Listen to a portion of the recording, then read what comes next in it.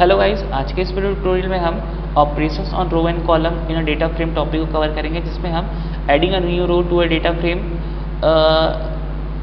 Perform करेंगे। Then उसके बाद हम परफॉर्म करेंगे adding a new column to a data frame. Then third, deleting row and column from a data frame. then renaming row labels of a data frame and renaming column label of a data frame। हम इन सब topic को यहाँ पे cover करेंगे और इनके सारे programme को हम यहाँ पे बनाएंगे। तो आप नीचे जैसे देख रहे हो कि मैंने यहाँ पे एक डेटा फ्रेम क्रिएट करके ऑलरेडी रखा हुआ है, और ये डेटा फ्रेम मैंने क्रिएट किया है यूजिंग डिक्शनरी ऑफ सीरीज़ का यूज़ करके मैंने कोई डेटा फ्रेम क्रिएट करके रखा हुआ है। और मैं इस डेटा फ्रेम का आउटपुट को पहले आपको दिखा देता हूँ। तो आप यहाँ पे स्क्रीन पे आप देख रहे हो कि मेरे पास जो डेटा फ्रेम है उसमें टोटल नंबर ऑफ रो 3 हैं and total number of column 3 हैं। और यहाँ पे मैथ, साइंस और हिंदी जो इंडेक्स है, रो इंडेक्स है, और अर्नब, रमित एंड अंकित यहाँ पर जो कॉलम इंडेक्स है। ठीक है, तो मुझे यहाँ पे करना क्या है कि मुझे एक न्यू रो ऐड करना है। ठीक है, adding a new row to a data frame. तो हमें अपने डेटा फ्रेम में कुछ न्यू रो ऐड करना है। इट मीन्स कोई एक न्यू सब्जेक्ट ऐड करना है इंग्लिश, और उसमें मुझे मार्क्स ऐड करने हैं अर्नब के, रमित के एंड अंकित के। ठीक है, तो मुझे न्यू रो ऐड करने के लिए आप यहाँ पे देखोगे कि मैं न्यू रो कैसे ऐड करूँगा। तो मुझे सबसे पहले उस डेटा फ्रेम का नाम लिखना पड़ेगा। देन उसके बाद मुझे डॉट, अगर आपको न्यू रो ऐड करना है तो .loc मेथड का यूज़ करना। और ये जो मेथड है वो अपने इनसाइड पे अपने साथ स्क्वायर ब्रैकेट का यूज़ यहाँ पे हम करते हैं LOC के साथ। देन उसके बाद हमें यहाँ पे जो न्यू रो ऐड करना है उस रो का नेम असाइन करना है। तो मैं यहाँ पे रो नेम दे देता हूँ। तो मुझे इंग्लिश नेम से मुझे एक न्यू रो क्रिएट करना है और मुझे इसके मार्क्स को भी इंटर करना है। तो मैं यहाँ पे इसके मार्क्स को भी इंटर कर लेता हूँ, यहाँ पे 65, 75, 85। देन उसके बाद मैं प्रिंट करा के देखता हूँ कि मेरे डेटा फ्रेम DF1 में वो न्यू रो ऐड हुआ कि नहीं हुआ। ठीक है, तो आप यहाँ पे देखोगे इनवैलिड सिंटैक्स। तो यहाँ पे मुझे कॉमा ऐड करना था, तो यहाँ पे डॉट ऐड हो गया। मैं इसे हटा करके रिप्लेस करता हूँ। अब आप देखोगे जो मेरा डेटा फ्रेम था उसमें टोटल नंबर ऑफ रो 3 थे। अब मेरे डेटा फ्रेम के साथ तो एक रो ऐड हो चुका हुआ है इंग्लिश, और उसके मार्क्स भी आपको यहाँ पे ऐड होकर के दिख रहे हैं। ठीक है, तो मैं कोडिंग के सेक्शन को भी आपको दिखा देता हूँ कि मैंने कैसे इसको यूज़ किया। तो मुझे करना क्या था, DF1.loc मेथड का यूज़ करके आपको जो भी LOC का यूज़ करते हैं पर्टिकुलर रो ऐड करने के लिए। देन मुझे जो न्यू रो ऐड करना था उस रो का नेम देना पड़ा यहाँ पर। ठीक है, सब्जेक्ट नेम मैंने इंग्लिश ऐड कर दिया यहाँ पे अपने न्यू रो पे। एंड देन मुझे अर्नब, रमित और अंकित के मार्क्स मुझे यहाँ पे इंटर करने पड़े। ठीक है, तो इस तरीके से आप अपने डेटा फ्रेम में न्यू रो ऐड कर सकते हो using this LOC method. Then मुझे अपने डेटा फ्रेम में न्यू कॉलम ऐड करना है। तो अभी मेरे डेटा फ्रेम में टोटल अभी 3 कॉलम्स है। मैं चाहता हूँ कोई एक स्टूडेंट का नेम यहाँ पे इंटर हो जाए। ठीक है, as a column index. And मैं चाहता हूँ उसके जो 4 सब्जेक्ट के मार्क्स हैं वो भी यहाँ पे डिस्प्ले हों। तो मुझे करना क्या होगा यहाँ पे, फर्स्ट थिंग कि मुझे अगर कॉलम ऐड करना है तो उस डेटा फ्रेम का नाम देना पड़ेगा। देन उसके बाद कॉलम ऐड करने के लिए आपका LOC का यूज़ नहीं करना है, बिकॉज LOC मेथड का यूज़ करते हैं for adding a new row. ठीक है, देन उसके बाद मुझे कॉलम ऐड करना है तो सिर्फ DF1 देन स्क्वायर ब्रैकेट का यूज़ करना है। देन कॉलम नेम देना है यहाँ पे, तो मैं यहाँ पे मनोज नेम देता हूँ। ठीक है, उसके बाद मुझे इक्वल का साइन ऐड करना है। टोटल यहाँ पे 4 रोज थे हमारे पास, तो मुझे 4 सब्जेक्ट के मार्क्स इंटर करने पड़ेंगे। ठीक है, हिंदी के मार्क्स को मुझे इंटर करना पड़ेगा, तो मैं 75 देता हूँ। इंग्लिश के मार्क्स को इंटर करना है तो 65। देन मुझे मैथ्स के ये हो गया मेरा फर्स्ट इंटर होगा यहाँ पे मैथ्स का मार्क्स। फिर उसके बाद हो गया साइंस का मार्क्स, थर्ड हो जाएगा यहाँ पे हिंदी सब्जेक्ट का मार्क्स 55।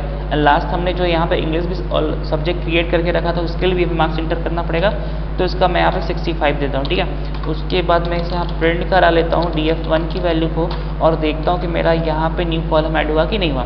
तो अब देख रहे हो टोटल 3 आउटपुट आ रहे हैं। तो सबसे पहले तो ये हमारा जो हमने रो को ऐड करने और कॉलम को ऐड करने से पहले डेटा फ्रेम कैसा था, उसके बाद हमने रो ऐड किया तो ये दिख रहा है न्यू आउटपुट। ठीक है, इस प्रिंट स्टेटमेंट के थ्रू मैंने प्रिंट किया था। अब आप देख रहे हो यहाँ पे मुझे मेरा एक कॉलम भी ऐड हो चुका है मनोज नाम से। ठीक है, तो यहाँ पे आपको न्यू कॉलम ऐड करना पड़ा, तो वो कोड में आपको दिखाता हूँ कैसे हमने इसको ऐड किया हुआ है। तो आप देखोगे कि हमें यहाँ पे डेटा फ्रेम के नाम के साथ स्क्वायर ब्रैकेट यूज़ करना है। उसके बाद आपको जो न्यू कॉलम ऐड करना है, उस कॉलम नेम और टोटल नंबर ऑफ रो जितने रहेंगे उतने वैल्यूज़ भी आपको यहाँ पे पास करनी पड़ेंगी, ठीक है। देन उसके बाद हमें प्रिंट कराना है DF1 की वैल्यू को। तो आप यहाँ पे देख सकते हो कि हमारा यहाँ पे कॉलम ऐड हुआ दिख रहा है मनोज नेम से, ठीक है। नेक्स्ट टॉपिक अपन यहाँ पे देखेंगे deleting row and column from a data frame. तो इसी प्रोग्राम में हम आगे कंटिन्यू करते हैं। तो मैं इस प्रिंट को यहाँ पे कमेंट बना लेता हूँ कि मुझे इसका आउटपुट नहीं चाहिए, ठीक है, और इसका भी आउटपुट नहीं चाहिए। तो मेरा सिर्फ एक आउटपुट आएगा अभी, उस आउटपुट को मैं आपको स्क्रीन पे दिखा देता हूँ। तो मेरे पास सिर्फ एक ही आउटपुट मिल रहा है यहाँ पे डेटा फ्रेम के वैल्यू के यहाँ पे प्रिंट कर रहा है। हमारे पास अब डेटा फ्रेम में टोटल नंबर ऑफ कॉलम 4 है, टोटल नंबर ऑफ रो 4 है, ठीक है।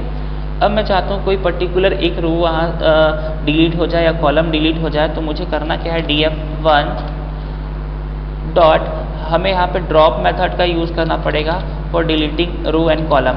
आप रो को डिलीट करो या कॉलम को डिलीट करो, आपको ड्रॉप मेथड का यूज़ करना है। देन उसके बाद बताना है कि आपको कौन से रो को डिलीट करना है। तो मैं चाहता हूँ हिंदी जो सब्जेक्ट है वो डिलीट हो जाए मेरे डेटा फ्रेम से, ठीक है। तो मैं यहाँ पे अपना जो रो इंडेक्स था मैंने उसे पास कर दिया। देन सेकेंड पैरामीटर पे हमें एक्सेस पास करना है। तो एक्सेस ये बताता है कि हमें डिलीट क्या करना है एक्चुअली में। तो मैंने एक्सेस इक्वल टू 0 दे दिया।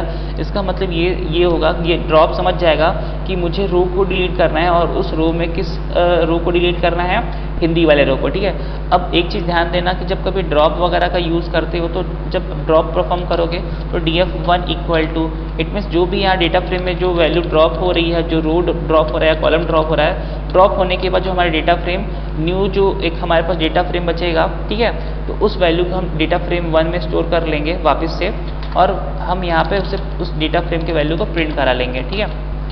तो अब आप देखोगे यहाँ पे कि जो मेरा ये डेटा फ्रेम था यहाँ पे हिंदी आपको रो दिख रहा है, ठीक है। जब हमने डिलीटिंग रो परफॉर्म किया तो आप यहाँ पे देख रहे हो कि यहाँ पे हमारा रो यहाँ पे डिलीट हो चुका है। जो हिंदी यहाँ पे रो था वो कम्प्लीटली डिलीट हो चुका है, ठीक है। अब हमें परफॉर्म करना है किसी कॉलम को डिलीट करना। तो मैं चाहता हूँ रमित नाम का जो कॉलम है वो डिलीट हो जाए यहाँ से। तो हमें फिर से यहाँ पे इसी कोड में मैं परफॉर्म करता हूँ DF1, उसके इनसाइड पे मुझे ड्रॉप मेथड का यूज़ करना है, DROP DF1 dot drop. Then उसके बाद आपको कौन सा कॉलम को डिलीट करना है उस कॉलम का नेम देना है आपको। और आपको यहाँ पे सेकेंड पैरामीटर में आपको ये बताना है कि आप ये कौन से एक्सेस में है, एक्सेस इक्वल टू 1। अगर कॉलम आपको डिलीट करना रहता है तो आप एक्सेस इक्वल टू 1 दोगे। उसके बाद DF1 इक्वल टू ये भी देना है आपको। मैंने अभी प्रीवियस बताया आपको कि अगर हम कोई डिलीटिंग का ऑपरेशन परफॉर्म करते हैं तो हमें उस डेटा जो हमारे पास डेटा फ्रेम है, अब उसमें से कोई कॉलम डिलीट हो रहा है तो हमें फिर से उसे रिप्लेस करना पड़ेगा अपने डेटा फ्रेम के जो प्रीवियस वैल्यू था वो रिप्लेस हो जाएगा न्यू वैल्यू से, ठीक है। उसके बाद हम प्रिंट करा लेते हैं डेटा फ्रेम 1 के वैल्यू को। अब यहाँ पे हम आउटपुट देखेंगे कि हमारे पास जो डेटा फ्रेम ये एक्चुअली में जो था, हमने फर्स्ट परफॉर्म करा है रो को डिलीट करना, हिंदी रो को। तो यहाँ पे देखो हिंदी रो डिलीट हो चुका है। उसके बाद यहाँ पे आप देख रहे हो यहाँ पे जो रमित नाम का जो कॉलम था वो भी अब यहाँ पे नीचे डिलीट हो चुका है, ठीक है। तो ये वाला जो आउटपुट था यहाँ पे, इसमें हमने रो को डिलीट किया और ये इस आउटपुट से आपको ये समझ में आ रहा है हमने कॉलम को डिलीट किया। तो मैं कोडिंग को भी दिखा देता हूँ आपको। तो ये हमारा कोडिंग का सेक्शन है, ठीक है। तो यहाँ पे इस आउटपुट को मैं भी यहाँ पे कमेंट बना लेता हूँ। तो टोटल मेरे पास 2 आउटपुट मिलेंगे यहाँ पे। अब मैं इसे आपको एग्जीक्यूट करके दिखा रहा हूँ। तो आपको देखो 2 आउटपुट मिल रहे हैं। तो यहाँ से हमारा रो डिलीट हो चुका है, यहाँ से हमारा कॉलम डिलीट हो चुका है, ठीक है। तो इस तरीके से आप एंड कॉलम को आप इजीली डिलीट कर सकते हो अपने डेटा फ्रेम से। देन हमारा नेक्स्ट टॉपिक है renaming row labels of a data frame. कि अगर आपके पास कोई रो लेबल है, जैसे कि आप यहाँ पे आउटपुट में देख रहे हो कि हमारे पास रो लेबल में यहाँ पे मैथ्स, साइंस और इंग्लिश सभी बचे हुए हैं, ठीक है। तो यहाँ मैथ्स, साइंस और इंग्लिश, यहाँ पे मुझे इसको रिप्लेस करके मैथ्स की जगह हमें सब्जेक्ट 1, साइंस की जगह हमें सब्जेक्ट 2 एंड इंग्लिश की जगह हमें सब्जेक्ट 3 करना है, ठीक है। तो मुझे रो लेबल को चेंज करना है, रो इंडेक्स को चेंज करना है। तो मुझे परफॉर्म करना पड़ेगा यहाँ पे, मैं इसी डेटा फ्रेम में परफॉर्म करूँगा DF1 डॉट रीनेम मेथड का यूज़ करके आप row index and column index को आप चेंज कर सकते हो। तो मैंने यहाँ पे पर रीनेम यूज़ किया। तो उसके बाद आपको कर्ली ब्रैकेट का यूज़ करना है, फिर डिक्शनरी क्रिएट करना है इसके इनसाइड पे। जो आपका जो ओल्ड जो की था, मतलब कि डिक्शनरी के इंसर्ट पे हम की पास करते हैं, तो मैं चाहता हूँ जो यहाँ पे मैथ, यहाँ पे हमारे पास मैथ और साइंस और हिंदी, मैथ साइंस और इंग्लिश बचा, ठीक है। जैसा कि आप आउटपुट में यहाँ पे देख रहे हो, हमारे पास क्या है, मैथ, साइंस और इंग्लिश। तो मैं इन तीनों का नेम चेंज करना है मुझे इसके इंडेक्स को, तो मैं क्या करता हूँ, यहाँ पे पहले मैथ्स देता हूँ, मैथ्स कॉलन का साइन। अब मुझे मैथ्स के प्लेस पे मुझे दिखाना है सब्जेक्ट 1, देन कॉमा, उसके बाद मुझे सेकेंड जो की यहाँ पे है रो इंडेक्स कौन सा था, साइंस, साइंस, उसके प्लेस पे मुझे क्या डिस्प्ले करना है, सब्जेक्ट 2, सब्जेक्ट 2, देन कॉमा, और मुझे इंग्लिश, इंग्लिश के प्लेस पे डिस्प्ले करना है सब्जेक्ट 3, ठीक है। तो ये सब स्ट्रिंग टाइप ऑफ वैल्यू हैं, तो आपको सिंगल क्वेट के इंसर्ट पे इनको रखना पड़ेगा। तो ये हो गया हमारा कि हम कौन से रो के प्लेस पे कौन सी वैल्यू को रखना चाहते हैं। तो हम मैथ्स के जो रो था यहाँ पे, हम वहाँ पे सब्जेक्ट 1 दिखाना चाहते हैं, साइंस जो सब्जेक्ट है उसमें सब्जेक्ट 2 दिखाना चाहते हैं, इंग्लिश सब्जेक्ट है वहाँ पे हम सब्जेक्ट 3 दिखाना चाहते हैं, ठीक है। तो यहाँ पे एक चीज़ आप लोग ध्यान देना, जो रीनेम जो मेथड होता है वो दो पैरामीटर एक्सेप्ट करता है। तो फर्स्ट पैरामीटर में तो आपने क्या दे दिया कि आपका जो रो नेम था उसकी जगह पे जो न्यू वैल्यू आपको ऐड करनी थी वो आपने दे दिया, ठीक है, इनसाइड अ डिक्शनरी। उसके बाद आपको बताना है कि कौन से एक्सेस में हमें काम करना है, axis equal to 0। It means ये समझ जाएगा कि हमें रो के इंडेक्स को चेंज करना है, और चेंज करने के बाद एक न्यू आपको डेटा फ्रेम मिलेगा, तो हमें df1 इक्वल टू यहाँ पे लिखना पड़ेगा, और अपडेट होकर के वैल्यू क्या मिलेगा अभी हमें, तो हम इसे प्रिंट के थ्रू देख लेते हैं, df1 सेव। तो अब आप यहाँ पे आउटपुट में देखो कि हमारे पास जो डेटा फ्रेम था, ये वाला डेटा फ्रेम जो हमारे पास था, उसमें से जो मैथ, साइंस और इंग्लिश के जो सब्जेक्ट नेम थे वो चेंज हो चुके हैं। अब क्या मिल रहा है हमें उसके प्लेस पे सब्जेक्ट 1, सब्जेक्ट 2 और सब्जेक्ट 3। तो इस तरीके से हम अब अपने डेटा फ्रेम में रो लेबल्स को चेंज कर सकते हैं। इट मीन्स रो इंडेक्स को आपको चेंज कर सकते हो, ठीक है। उसके बाद आप चाहते हो कि मुझे कॉलम इंडेक्स भी चेंज करना है, तो प्रोसेस सेम है। तो हमें कॉलम इंडेक्स चेंज करने के लिए फिर से हमें df1 equal to df1 dot rename method का यूज़ करना है, और रीनेम करने के बाद मुझे करली ब्रैकेट का यूज़ करना है। टोटल नंबर ऑफ कॉलम मेरे पास यहाँ पे कितने हैं, टोटल नंबर ऑफ कॉलम 3 है, अर्नब, अंकित और मनोज, ठीक है। तो मैं चाहता हूँ इसका नेम चेंज हो जाए, अर्नब के प्लेस पे कोई दूसरा नेम आ जाए, तो मैं चाहता हूँ अब अर्नब के प्लेस पे यहाँ पे मैं ए दिखाना चाहता हूँ, ठीक है। तो मुझे पहले क्या देना है यहाँ पे, तो जो कॉलम नेम था मुझे उस कॉलम नेम देना है। अब उसके जगह में मुझे क्या दिखाना है, ए, कैपिटल ए, ठीक है, कॉमा, फिर उसके सेकेंड प्लेस पे क्या कॉलम था यहाँ पे, फिर से देख लेते हैं अपन यहाँ पे अंकित, ठीक है। तो मैं यहाँ पे अंकित दिया, उसके प्लेस पे मुझे क्या डिस्प्ले करना है, कैपिटल बी, फिर कॉमा, थर्ड मनोज, जो कॉलम यहाँ पे मनोज था, MANOJ, ठीक है, उसके प्लेस पे मुझे डिस्प्ले करना है कैपिटल C, ठीक है। उसके बाद आपको करली क्लोज होने के बाद कॉमा ऐड करना है। सेकेंड पैरामीटर में आपको बताना है कि आपको परफॉर्म किस में करना है, तो हमें परफॉर्म करना है axis equal to 1। It means हमें कॉलम पे परफॉर्म करना है, और जो कॉलम का नेम अर्नब होगा वो ए में कन्वर्ट हो जाएगा, अंकित बी में कन्वर्ट हो जाएगा, और मनोज रिप्लेस हो जाएगा किससे, सी से, ठीक है। उसके बाद हम प्रिंट करा लेते हैं वैल्यू ऑफ df1। तो अब देखोगे कि आप यहाँ पे जो हमारा जो डेटा फ्रेम था यहाँ पे ये, अब उसमें जो अर्नब, अंकित, अंकित और मनोज वो चेंज होकर के ABC यहाँ पे, ये हमने इसके थ्रू, हमने रीनेम मेथड के थ्रू किसी भी अपने डेटा फ्रेम में हमने रो इंडेक्स को और कॉलम इंडेक्स को चेंज करना है यहाँ पे देख लिया, ठीक है।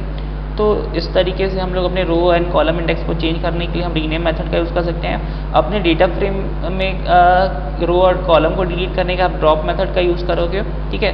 अगर आप रो को ऐड करना चाहते हो डेटा फ्रेम के साथ LOC मेथड का यूज़ करोगे, और कॉलम को ऐड करना है तो आपको LOC का यूज़ नहीं करना पड़ेगा, सिर्फ डेटा फ्रेम के साथ df1 और आपको उस न्यू कॉलम नेम आपको असाइन करना पड़ेगा और उसकी वैल्यूज़ को आपको पास करना पड़ेगा। तो इस तरीके से हमने यहाँ पे परफॉर्म कर लिया, adding a new row to a data frame, adding a new column to a data frame, फिर deleting row and column from a data frame, renaming row and row labels of a data frame, renaming column labels of a data frame. तो I think ये topic आप लोगों को समझ में आया होगा। तो हम आगे मिलते हैं डेटा फ्रेम के कुछ न्यू टॉपिक के साथ। तो इस वीडियो ट्यूटोरियल को हम यहीं पे स्टॉप करते हैं। Okay, thank you for watching my YouTube channel.